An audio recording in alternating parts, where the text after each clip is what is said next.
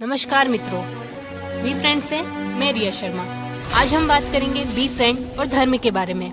महाभारत युद्ध समाप्ति पश्चात कुरुक्षेत्र में खड़े भगवान श्री कृष्ण की ओर उन्मुख विनीत भाव से अर्जुन ने पूछा, महायुद्ध में जन धन अपनों की हानि से मुझे ग्लानि है। भगवान, मेरे मन में एक प्रश्न है कि धर्म क्या है। श्री कृष्ण मौन रहे। तीसरी बार वही प्रश्न पूछने पर श्री कृष्ण बोले, जो अधर्म नहीं है। अर्जुन बोले, भगवान अधर्म क्या है? श्री कृष्ण ने बताया, हे पार्थ, जो कार्य अकरनी है, मर्यादा अनुकूल नहीं है, जिसमें बहुतायत का अहित है, जिसके परिणाम स्वरूप जीवन मूल्यों, उद्देश्यों, अर्थों को नष्ट करने वाले हैं, सामाजिक पारिवारिक असंतुलन उत्पन्न करने वाले हैं, ये सभी अधर्म है। परंतु भगवान, मनुष्य तो कर्मों का पुतला होकर करता स्वयं ईश्वर है। कर्म फल भी उसके हाथ नहीं है, फिर उसके हाथ अधर्म कैसे होगा? श्री कृष्ण ने समझाया, पार्थ, सृष्टि में मनुष्य ईश्वर की सर्वश्रेष्ठ रचना है। समरसता, संतुलन, न्याय, प्रेम बनाए रखने तथा अनाचार, अत्याचार, पाप, अन्याय को नष्ट करने स्वयं ईश्वर को भी मनुष्य रूप में जन्म लेना पड़ता है। जन मनुष्य जीवन असंतुलित होकर नियंत्रण से बाहर होने लगे तो ईश्वर दखल देते हैं। सभी जीवों में ईश्वर ने मनुष्य को सर्वाधिक विवेकवान एवं संवेदनशील बनाया है, ताकि वह स्वयं के साथ अन्य प्राणियों का भी हित साधक हो सके। उसे हर दृष्टि से बुद्धिमान, सक्षम, कर्मयोगी, संवेदी बनाया गया, जिससे वह अपने से निम्न की मदद कर सके। चराचर के प्राणी मात्र में मेरा यानी ईश्वर का अंश है तथा मनुष्य विशेष प्रिय। प्रतिकूल परिस्थिति, कर्मफल प्रभाव, अविवेक, अन्य पीड़ित वंचित वर्ग की सेवा सहायता ईश्वर। हे पार्थ, भलाई का विचार, भलाई हेतु प्रेरित करना, साक्ष्य बनना, असक्षम का हित चाहना धर्म है। चाहते हुए भी सक्षम द्वारा असक्षम का हित न साधना अधर्म है।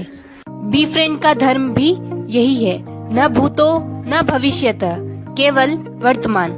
जो नजर आ रहा है वह किसी भी दृष्टि से जरूरतमंद, असक्षम, निर्बल है तो उसकी संभव सहायता करना, आगे बढ़ने में मदद करना, बेसहारों को सहारे का छोटा सा प्रयास। बी फ्रेंड मंदिर, मस्जिद, चर्च, गुरुद्वारा, देवरा आदि तीर्थ एवं धार्मिक स्थलों के विरोध में नहीं है। किसी संत, धार्मिक मान्यता, संप्रदाय, मत का भी विरोध नहीं है। मूल भावना यह है कि हम मूर्तियों, तस्वीरों आदि को मानते हैं। उनके वहाँ बैठे पुजारी, मौलवी, भोपा, संत को मानते हैं, लेकिन ईश्वर रूप में विचरण करने वाले जरूरतमंद की उपेक्षा करते हैं, वो भी सक्षम होकर, तब वह अधर्म है तथा धार्मिक स्थलों पर जाना निरर्थक है। अधिकांश पूजा पाठ, व्रत, उपवास, दान पुण्य, अनुष्ठान इहलोक परलोक सुधारने की अपेक्षा करते हैं, निष्काम कर्म नहीं। यह सशर्त है कि रिटर्न मिलता है तो करेंगे, नहीं तो नहीं। जन्म से मृत्यु तक ईश्वर ने हमें कुछ भी सशर्त नहीं दिया। हमें कर्मशील बनाकर बुद्धि और विवेक दिया, जिसका अच्छा बुरा प्रतिफल हमारे साथ है और बाद भी है। संप्रदायों में होड़ मची है आजकल। अजान के जितने ज्यादा लाउड स्पीकर बड़े हैं तथा आवाज तेज हुई है, तुलना में भक्ति गीतों, चालीसाओं के भी बड़े हैं। औसतन 4-5 घंटे स्पीकरों को चलना ही पड़ता है।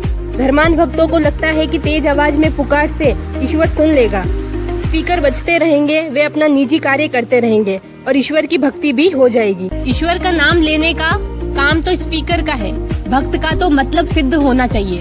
भक्ति हो न हो, दिखावे का भाव होना चाहिए, सैलाब होना चाहिए, शोर होना चाहिए।